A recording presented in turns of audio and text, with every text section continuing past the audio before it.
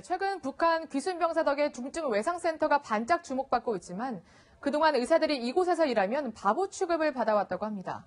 많이 다치는 환자들의 최후의 보루인 외상센터가 왜 이런 취급을 받고 있을까요? 관련 내용 취재한 최주현 기자와 함께 짚어보겠습니다. 어서 오세요. 안녕하십니까? 네, 최 기자, 일단 중증 외상센터는 어떤 환자들이 주로 갑니까?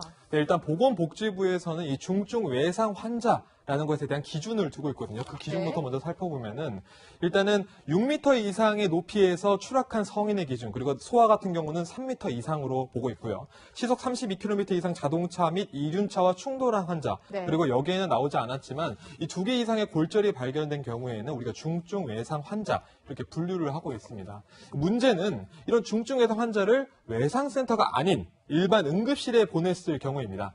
응급실은 사실 감기 환자부터 시작해서 일반 긴급 환자까지 많은 환자들이 뭉쳐서 굉장히 북적북적한데 그렇죠. 그런 만큼 1분 1초가 아쉬운 중증 외상 환자가 제대로 된 치료를 받지 못하고 숨지는 경우가 적지 않다는 것입니다. 우리나라의 중증 외상 환자 가운데서 제때 조치만 받으면 생존할 수 있는 예방 가능 사망률이라는 통계가 있는데 이 통계를 보면은 그런 환자가 35%가 넘습니다. 그만큼 35% 환자가 살아날 수 있다는 것인데 미국이나 캐나다와 비교해서도 2배 정도 많습니다. 이 관련된 설명 들어보시겠습니다. 외상 환자들이 병원에 가서 사망을 하잖아요. 중증 외상 환자들이 병원에 갔어도 적절한 치료를 받지 못하고 응급실에서 그냥 있다가 사망하신다는 거죠. 네, 그만큼 외상센터가 굉장히 부족하다 이런 뜻 같은데 지금 몇 곳이나 되죠? 네, 우리나라는 현재 외상센터로 선정된 곳은 모두 16곳인데 이 지도를 살펴보시면은 이 권역 안에서도 전체 운영 중인 병원은 9곳입니다.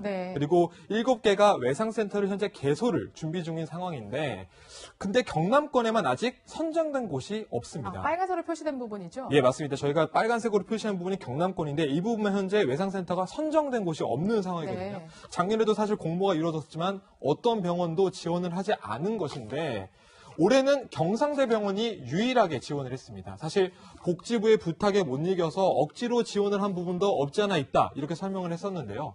외상센터 설립이 결정되면은 사실 시설비와 장비비 명목으로 80억 원이 지원이 되고요. 매년 운영비 명목으로 최대 27억 원까지 지원이 되고 있는 실정입니다. 잠깐만요. 근데 80억 원에 매년 27억이면 굉장히 많은 지원금 아닌가요? 네, 맞습니다. 굉장히 많다고 느낄 수 있는데 이 외상센터를 설립하는 데 있어서 가장 중요한 역할을 하고 있는 헬기장만 설립하는데 이 수십억 원이 들어가고 또 대부분 신식시설, 또 최신 장비를 들어야 되기 때문에 비용이 그만큼 많이 든다는 것인데 이런 지원금으로는 턱없이 부족하다는 것입니다.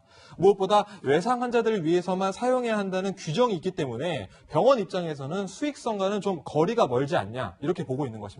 네, 이렇게 외상센터 선정을 기피해서 수가 적다면 차라리 의료진이라도 좀 많아야 될 것 같은데 외상센터에서 일하는 의사들이 오히려 바보다 이런 취급을 한다면서요. 네, 쉽게 돈을 벌 수 있는데 벌지 못한다는 의미에서 좀 이렇게 바보다라는 식으로 이야기를 하고 있는 것인데 그만큼 외상센터의 근무 환경이 매우 열악하기 때문입니다. 어느 정도인지 우선 살펴보시겠습니다. 외상센터 담당 의사의 당직실은 중환자실 한가운데에 있습니다. 좁은 방 안에 걸려있는 당직표. 오늘 쓰고요. 내일은 잠깐 제가 대타로 금요일 날 쓰고요. 이런 식으로. 중환자실에서 씨름을 하다 보면 가족을 만날 시간도 없습니다. 한 달에 가족들 거의 몇 번이나 보세요? 한 달에요? 한 달에 2번 내지는 3번. 가끔 이제 다른 가족들한테 이제 열심히 하는데 내 가족들한테 못하는 거 아닌가 이런 생각이 가끔 들 때가 있죠. 네, 정말 생명의 최전선에서 일하고 있는 것 같은데 대우는 열악하네요. 네, 맞습니다. 현재 이 외상센터를 지키고 있는 전문의는 이 외상외과와 또 응급의학과, 신경외과, 흉부외과 등으로 최소 20명이 구성되어야 합니다. 근데 현재 운영 중인 외상센터, 아까 말씀드렸던 9개의 외상센터 중에서도 이 기준을 충족시키는 병원이 단 한 곳도 없는 상황이거든요. 오히려 한 병원에서는 이 외상 치료를 배우려던 전공의 5명이 열악한 근무 환경을 못 견디고 중도에 포기하는 상황까지 발생했습니다. 관련된 설명 들어보시겠습니다. 고생스러운 게 확실히 많다 보니까 의사에 대해서 생각하고 있는 친구들이 많지 않거든요. 가오지도 많죠. 지원이나 드림들도 좀 더 쉽게 인정받을 수 있는 그런 부분들을 찾아가려고 많이 하죠. 네. 외상센터도 부족하고 의료진도 부족하고 참 대책이 없을까요? 네, 아무래도 가장 중요한 거 결론부터 말씀드리면은 투자가 필요한 상황입니다. 네. 200개가 넘는 외상센터를 전역에 두고 있는 미국의 경우에도 보면은 초기에는 병원과 의료진 모두 이 현상을 기피했다고 합니다. 아, 똑같았군요. 예, 우리나라와 굉장히 비슷한, 네. 현재 실정과 비슷한데, 취재 과정에서 현재 이국종 교수의 말이 굉장히 많이 회자가 되고 있는데, 이 이국종 교수가 미국에서 유학할 당시에 외상센터 시스템을 직접 가르쳤었던 라울 코임브라 미국 외상학회장을 만나볼 수 있었는데, 관련된 대안을 직접 들어볼 수 있었습니다. 한번 들어보시겠습니다. Develop fellowship training programs, and if you create a work environment where people can every so often get a break, have time to rest, people will be attracted to this specialty. In the United States, we did just that, and I can tell you that the number has increased dramatically. 이 시간에도 생사의 갈림길에선 중증 외상 환자를 위해서 외상센터 의료진은 전국 곳곳에서 달리고 있습니다. 그들의 1분 1초가 더 큰 자부심으로 채워질 수 있는 처우 개선이 필요한 시점입니다. 네, 지금까지 최주연 기자였습니다. 감사합니다. 감사합니다. 네, 경찰에서 무혐의 결론을 받았던 서혜순 씨가 갑자기 고 김광석 씨가 외도를 했다고 주장해서 파장을 일고 있습니다. 이 문제 짚어보겠는데요. 최진봉 성공회대 교수 김태현 변호사와 짚어보겠습니다. 네, 안녕하세요. 네, 안녕하세요. 네, 일단 서혜순 씨가 어떤 월간지에서 굉장히 충격적인 폭로를 했는데 어떤 내용인가요? 일단 이런 거죠. 김광석 씨가 바람을 피웠고 심지어는 그 내연녀라고 할 수 있겠죠. 내연녀와 차를 타고 가다가 사고가 나서 술을 마시고 차를 타고 차를 타고 가다가 사고가 나서 공연까지 펑크를 냈다. 네. 이런 얘기를 했고 부부싸움을 하면 폭력적으로 돌변해서 물건을 던지고 폭력을 행사했다. 이런 얘기를 했습니다. 예. 근데 문제는 이게 확인이 안 되는 거 아니겠어요? 물론 예. 서희순 씨의 일방적인 주장이고 또 김광석 씨 같은 경우는 이미 사망한 상태이기 때문에 둘만 있었던 이런 사실들에 대해서 확인이 불가능한 상황에서 이런 얘기를 하는 것이 과연 바람직한지는 좀 고민을 해봐야 될 것 같습니다. 사실 본인도 루머에 21년 동안 루머에 시달렸다고 이렇게 지금 항변하고 예. 있는 상황 아니겠습니까? 그런 상황에서 이미 사망한 남편에 대해서 저렇게 전 남편에 대해서 그렇게 얘기하는 것 자체가 제가 볼 땐 바람직한 것이라고 보이지 않고요. 또 저렇게 일방적으로 얘기를 해놓으면 김광석 씨의 의견이나 아니면 사실을 확인할 수 있는 상황이 아닌 상태에서 일반 시청자들과 독자들 입장에서는 잘못된 정보를 진실로 받아들일 가능성도 있어서 예. 상당히 부적절한 발언이 아닌가 하는 생각이 듭니다. 예. 김광석 씨의 부인 서혜순 씨는 과거 여러 가지 이제 의혹과 억측에 대해서 이렇게 억울함을 호소한 적이 있습니다. 들어보시겠습니다. 김광석 씨가 좀 성격이 음악 하시는 분이라 되게 중재할 수가 없고 막 하나면 음악이 슬프고 하니까 거기에 좀 빠지고 그런 게 좀 있었어요. 저도 결혼해서 알았어요. 결혼해서. 김광석 씨 되게 착한 줄 알았는데. 네, 사실 저 발언은 사실 경찰 조사 전에 한 말이니까 좀 무혐의를 입증하기 위해서 저런 심한 말까지 했구나 이해할 수 있는데 이미 무혐의 결론을 거의 받았는데 왜 또 외도 주장, 또 폭력 이런 주장을 할까요? 일단은 두 가지인데 하나는 이제 감정적인 측면이 좀 있었던 것 같아요. 그러니까 서희순 씨 입장에서 보면 서희순 씨 입장입니다.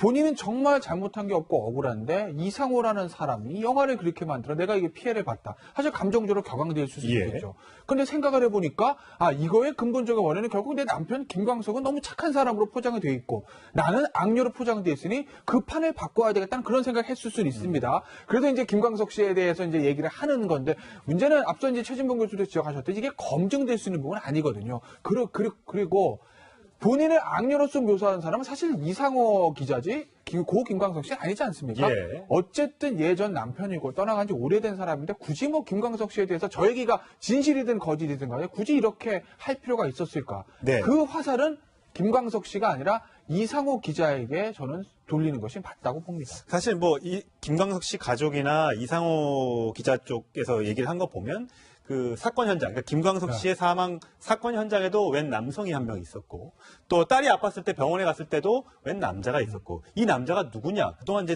설왕설래가 많지 않았습니까? 여기에 대해서 또 이제 김광석 씨 부인은 김광석 씨의 동창이 맞다. 하지만 나와는 아무런 상관없고 우리 딸을 정말 친딸처럼 예뻐해줬던 사람이다. 그러니까 이제 나를 불륜녀로 몰아가는 것에 대해서 굉장히 불쾌하게 봤다. 오히려 내가 아니라 바람을 핀 거는 김광석 씨다. 이렇게 지금 주장을 하는 거예요. 그런 얘기를 이제 하는 건데 그러니까 그게 차이가 있는 거예요. 서혜순 씨하고 그 남편이 정말 불륜 관계 정말 친한 죽은 남편의 친구인지는 아무도 모릅니다. 예. 근데 그거는 이제 뭐 검증을 해봐야 되는 건데 이 서해순 씨의 불륜 문제는 서해순 씨 본인이 이제 해명을 하고 있지 않습니까? 나는 불륜 아닌데 누가 그래? 우리 애한테 잘해줬을 뿐이야. 이건데 김광석 씨 불륜 해명이 안 돼요. 그러니까 서해순 씨가 뭐 김광석 씨가 뭐 어디 갔더니 뭐 내연녀 가족이랑 뭐 이렇게 뭐 좀 아주 편하게 얘기를 하고 있었다고 얘기를 하지만 정말 그게 내연녀인지 아니면 그냥 일하다 만난 친한 사이지 아무도 모르지 않습니까? 예. 그러니까 서해순 씨 같은 경우는 본인은 해명을 하되 김광석 씨는 해명할 수 없는 부분들을 계속 꺼내서 지금 일방적으로 얘기를 하고 있기 때문에 지금 와중에 과연 저렇게까지 할 필요가 있을까라는 그런 생각들은 할 수 있는 거죠. 예. 서해순 씨 어떤 마음, 본인의 악녀로 몰린 그 마음은 충분히 이해합니다만 예. 그 공격의 대상이 김광석 씨가 된 것은 조금 지나치다고 저는 봅니다. 네, 이게 폭로가 폭로를 낳고 억측이 억측을 낳고 있습니다. 서해순 씨의 발언 들어보시겠습니다. 아니, 그거는 나중에 저 친구 많아요. 엔터테인먼트 쪽에 아시는 분들도 많고 다. 그 연인 관계는 아니시라는 거죠? 지금 부인하시는 거. 아니야. 소망 당시에 내연 관계셨다는 의혹도 나오고. 그러니까 일기장에 보면 나오는 게 있어서요. 모르겠어요. 그거는 저도 뭐 김광석 씨가 그냥 뭐 이렇게 써놓은 것 같은데 예. 김광석 씨도 문제가 많았으니까 나중에 뭐 밝혀야 되겠죠. 네, 아직 뭐 정확한 지금 다시 고소인 조사가 시작됐기 때문에 그러니까 서해순 씨가 이상호 기자를 다시 명예훼손 혐의로 고소했기 때문에 이 부분도 다시 한번 또 짚어졌고 밝혀져야 될 내용인 것 같습니다. 환자들이 뭉쳐서 굉장히 북적북적한데 그렇죠. 그런 만큼 1분 1초가 아쉬운 중증 외상 환자가 제대로 된 치료를 받지 못하고 숨지는 경우가 적지 않다는 것입니다. 우리나라의 중증 외상 환자 가운데서 제때 조치만 받으면 생존할 수 있는 예방 가능 사망률이라는 통계가 있는데 네. 이 통계를 보면은 그런 환자가 35%가 넘습니다. 그만큼 네. 35% 환자가 살아날 수 있다는 것인데 미국이나 캐나다와 비교해서도 2배 정도 많습니다. 이 관련된 설명 들어보시겠습니다. 외상 환자들이 병원에 가서 사망을 하잖아요. 중증 외상 환자들이 병원에 왔어도 적절한 치료를 받지 못하고 응급실에서 그냥 있다가 사망하신다는 거죠. 네, 그만큼 외상센터가 굉장히 부족하다 이런 뜻 같은데 지금 몇 곳이나 되죠? 네, 우리나라에서 현재 외상센터로 선정된 곳은 모두 16곳인데 네. 이 지도를 살펴보시면은 이 권역 안에서도 전체 운영 중인 병원은 9곳입니다. 네. 그리고 7개 하는 것인데 이런 지원금으로는 턱없이 부족하다는 것입니다. 무엇보다 외상 환자들을 위해서만 사용해야 한다는 규정이 있기 때문에 병원 입장에서는 수익성과는 좀 거리가 멀지 않냐 이렇게 보고 있는 것입니다. 네, 이렇게 외상센터 선정을 기피해서 수가 적다면 차라리 의료진이라도 좀 많아야 될 것 같은데 외상센터에서 일하는 의사들을 오히려 바보다 이런 취급을 한다면서요. 네, 쉽게 돈을 벌 수 있는데 벌지 못한다는 의미에서 좀 이렇게 바보다라는 식으로 이야기를 하고 있는 것인데 네. 그만큼 외상센터의 근무 환경이 매우 열악하기 때문입니다. 어느 정도인지 우선 살펴보시겠습니다. 외상센터 담당 의사의 당직실은 중환자실 한가운데에 있습니다. 좁은 방 안에 걸려있는 당직표. 오늘 쓰고요. 내일은 잠깐 제가 대타로 금요일 날 쓰고요. 이런 식으로. 중환자실에서 씨름을 하다 보면 가족을 만날 시간도 없습니다.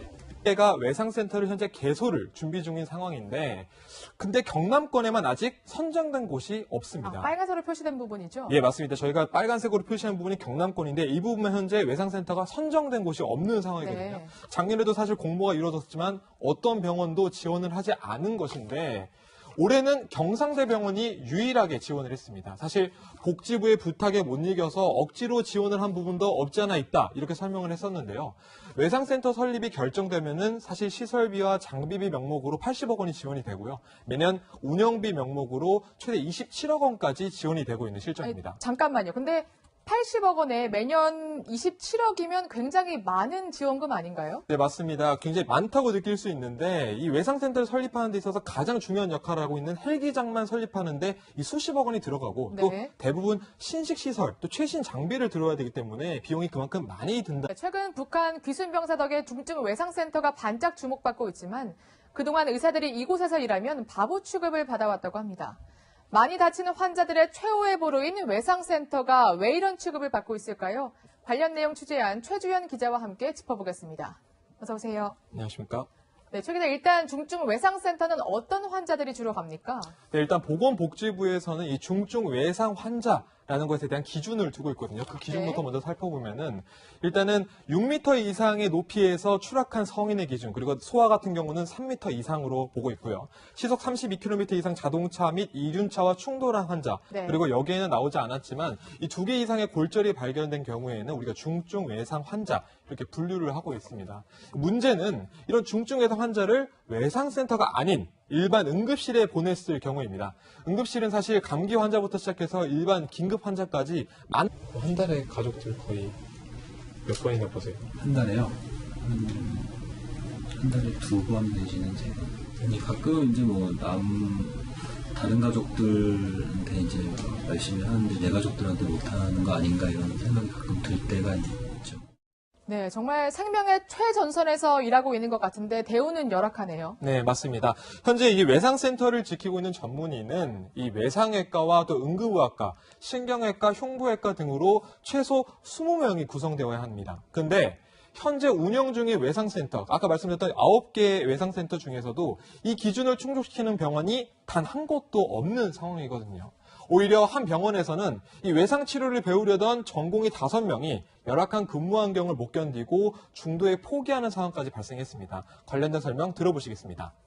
고생스러운 게 확실히 많다 보니까 의사에 대해서